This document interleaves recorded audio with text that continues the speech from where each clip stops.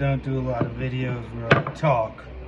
I really enjoy just focusing on my carving. I'm going to try to do more of these talking videos as I get more used to talking to the camera. But before I paint, after I carve, I sign my stuff, I carve my name, a date into it that it's finished. And then I personally like to use mineral oil. I know it's not the preferred choice of a lot of carvers. I know I've gotten into a lot of debates with people like, well, it never dries. I know it never dries when it's sitting here in the bucket filled, but in a couple of hours to no more than a few days, depending on how much you actually apply, it's dry. And it's, easy to paint. And most importantly, it's like $1 at most any drugstore, convenience store, grocery store. I mean, it's used for a lot of different things. I got into it because at one point in time I was building a lot of cutting boards and stuff that people were, spoons and trays and all that stuff. And that's what the guy who showed me how to do used. He only used mineral oil, food grade. And I have a bunch of it around, so it's what I use. And like I said, it's not that expensive. It's easy to get. You don't have to go anywhere special. But, I like to use it. I know it's not the choice of every woodworker, and everybody is entitled to that. I'm not saying it's good, bad, it's just what I use. And you can apply a lot, you can apply a little, it doesn't really matter, depends on how dry the wood is, it's how much it takes. But it definitely makes a plain carving just pop if you're not going to paint it or anything. It gives the detail a little more going on, I guess. Excuse me.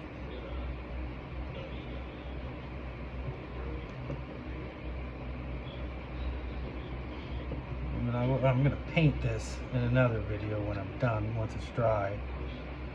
I'll give it a nice, let it sit and dry for a while, and then I'll give it a nice good coat of paint. I mean, you can see as you're applying that it soaks in and dries pretty well. And this is pretty, I got this basswood at Menards a couple weeks ago.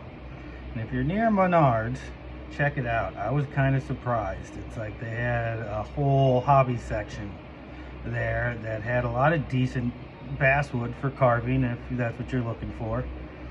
I like the basswood because I paint them, so once you paint them, I don't really want to paint maple or walnut. I feel bad doing something like that with a nice wood, where basswood looks great by itself, but it paints well. And it's not that expensive. It's easy to get your hands on.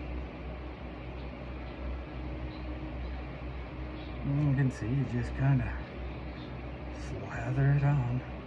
Sometimes I even go back and give it another coat, because you can see it's so thirsty that it's sucking it all up.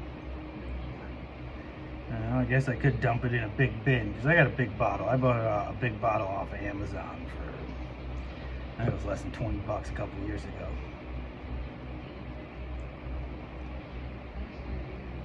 So, but yeah, if you want to use it, there's Danish oil, there's tung oil, there's all kinds of different products you can use.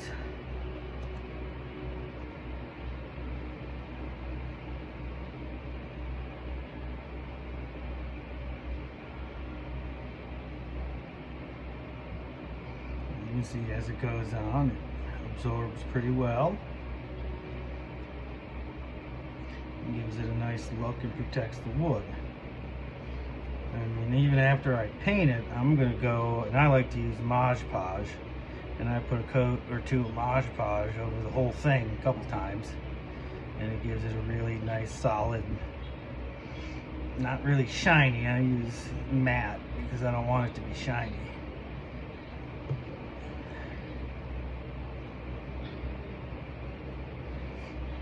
I haven't decided if this is going to be at night or in the day yet.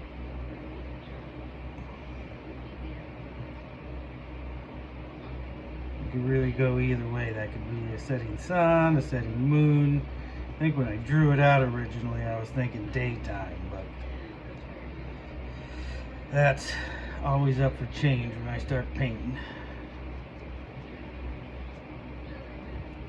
Dark sky, dark clouds, and stars would look pretty cool, I think. But I do tend to do my stars after I get my dry brush done, because then they're not covered up too much. They're more pop in the sky. I try to make everything pop so it catches your eyes.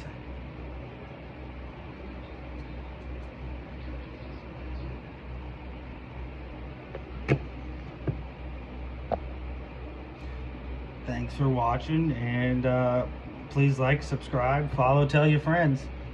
Have a good day.